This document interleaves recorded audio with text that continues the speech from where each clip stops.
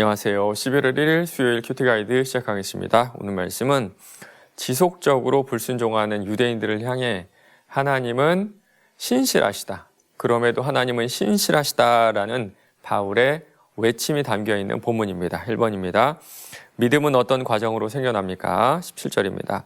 그러므로 믿음은 들음에서 나며 들음은 그리스도의 말씀으로 말미암았느니라. 들음에서 난다 그러죠. 15절에 봐도요. 좋은 소식을 전하는 자들의 발이 아름답다고 말하거든요.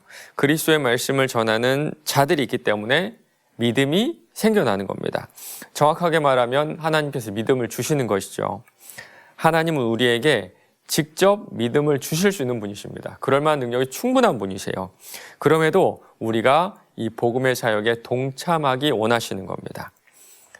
지난 월드컵에 우리나라가 16강에 갔었죠. 그 장면을 지켜보는 국민들 모두가 기뻐하고 또 즐거워하며 아주 감동을 경험했는데 지켜보는 우리보다 몇 배의 감동을 경험한 사람들이 있습니다. 그들이 누군지 아세요? 네, 바로 경기를 뛰었던 선수들이에요.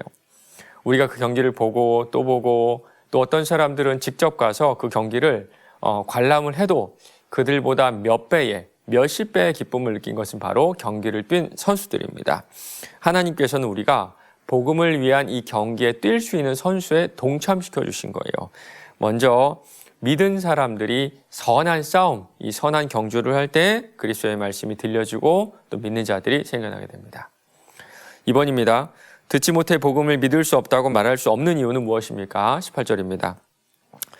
그러나 내가 말하노니 그들이 듣지 아니하였느냐? 그렇지 아니하니 그 소리가 온 땅에 퍼졌고 그 말씀이 땅끝까지 이르렀도다 하였느니라. 지금 바울이 비판하는 사람들은 유대인들입니다. 간혹가다 어떤 유대인들은요, 나는 듣지 못해서 믿지 못하는 거야 라고 변명을 할 수가 있겠죠. 물론 그런 사람들도 있었을 겁니다. 그런데 바울이 이 말을 언제 했냐 하면 복음이 전해지기 시작한 지 20년이 훌쩍 지난 시점이었어요. 구체적이고 정확한 복음은 듣지 못했을 수도 있으나 이미 유대 사회에서만큼은 예수님, 그리고 예수님의 제자들, 그리고 이들이 전하는 메시지는 알려질 대로 다 알려진 그런 상황이었습니다. 특별히 바울은요, 지중해 전역을 다니면서 복음을 전했죠. 먼저 유대인들의 회당을 찾아가서 복음을 전했는데요. 이 말 속에는 바울의 좀 자부심도 담겨 있는 것 같아요. 내가 다 전했어. 내가 갈 수 있는 데는 다 가서 복음을 전했어. 내가 바로 그 증인이야. 저는 요즘 시대의 이 말씀이 더 두려운 것 같습니다. 지난주 주일 설교에서 우리 담임 목사님께서 그런 말씀하셨죠. 서울 시내는 십자가 뷰다. 십자가 뷰다. 그 정도로 예수님에 대해서, 복음에 대해서 들어보지 못한 사람들이 우리나라에는 거의 없는 것 같습니다. 이제 심판대 앞에서 내가 듣지 못해서 믿지 못했다라고 변명할 수 없는 그런 시대가 된 겁니다. 3번입니다. 불순종한 이스라엘을 향한 하나님의 반응은 어떠합니까? 21절입니다. 이스라엘에 대하여 이르되 순종하지 아니하고 거슬러 말하는 백성에게 내가 종일 내 손을 벌렸노라 하였느니라. 바울은 20절, 21절에서 이사야서 말씀을 인용하거든요. 내가 종일 손을 펴서 자기 생각을 따라 옳지 않은 길을 걸어가는 패역한 백성들을 불러나니 하나님께서는 당신의 백성들을 향해서 손을 벌리고 부르셨죠. 그것도 종일토록 지속적으로 부르셨습니다. 그런데 거절당하고 말았어요. 거절당한 정도가 아니라 거슬러 말했다 그러죠. 이 말은요, 완고하다, 고집이 세다 이런 뜻이거든요. 한두 번이 아니라 지속적으로 하나님 말씀을 거부한 겁니다. 지속적으로 부르신 하나님 앞에 지속적으로 거부함으로 반응했던 거예요. 그런데 우리 하나님 어떤 분이신가요? 펴신 손을 거두지 않으세요. 지금도 이스라엘 백성들이 돌아오기만 하면 그들을 받아주실 겁니다. 선민이었던 이스라엘 백성들은 반역을 했고 하나님께 신실하지 못했어요. 그러나 하나님은 여전히 당신의 백성을 향한 그 약속을 신실하게 지키고 계신 겁니다. 4번입니다. 순종하지 않는 이스라엘을 향해 하나님께서 종일 손을 벌리신 이유는 무엇인지 묵상해 봅시다. 큐티 오른쪽에 보면 오늘의 말씀란이 있는데 이런 글이 있어요. 이는 곧 하나의 영혼을 향하신 하나님의 사랑과 신실하심을 나타내는 것으로 하나님은 그분의 언약 백성의 불순종에도 신실하게 기다려주십니다. 아주 오래전에 하나님께서는 아브라함과 언약을 맺으셨죠. 땅의 모든 족속이 너로 말미암아 복을 얻을 것이다. 모세에게도 언약을 주시면서 비슷한 이런 말씀을 하시거든요.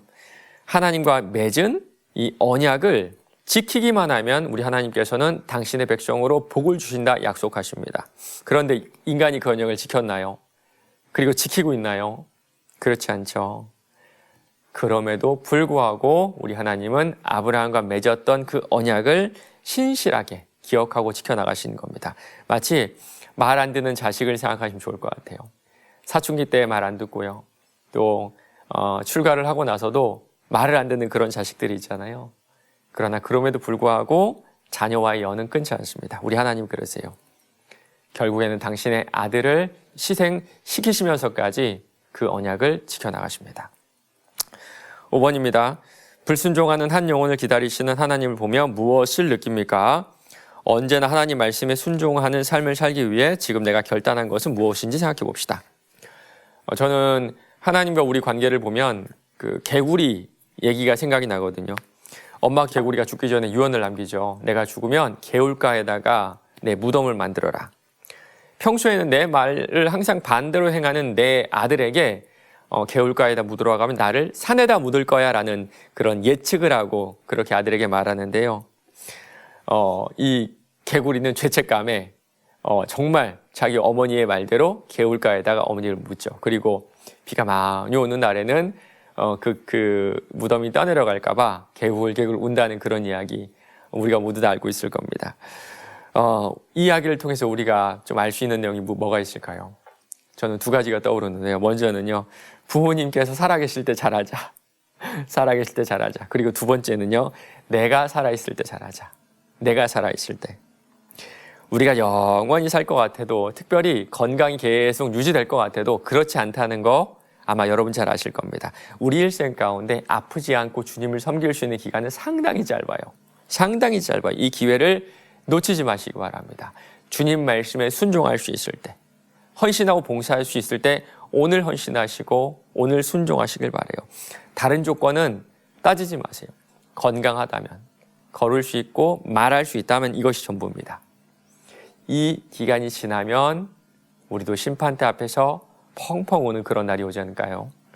오늘 하루도 작은 순종으로 주님의 신실하심에 반응하는 저와 여러분 되시길 바랍니다.